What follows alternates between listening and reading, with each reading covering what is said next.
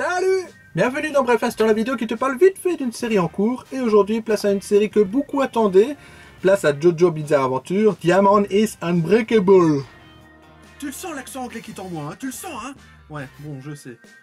Fin des années 90, Jotaro Kujo sera à Morio pour retrouver son oncle et pour voir le fils illégitime d'un précédent JoJo. Et il rencontre par hasard un lycéen, Josuke Higashikata, qui est justement celui qu'il recherche.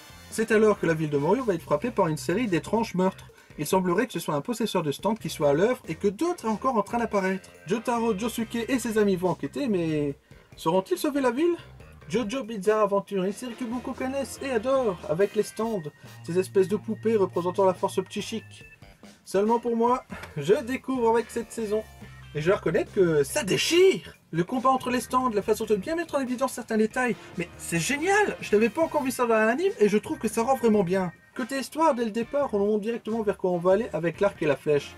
Mais maintenant, ça a un peu ralenti avec d'autres histoires, tout aussi sympas, qui nous rajoutent des personnages secondaires, mais qui auront sans doute une importance pour la suite. Étant un parfait ignorant des JoJo, j'accroche plutôt bien, je trouve que l'univers est plutôt facile à comprendre.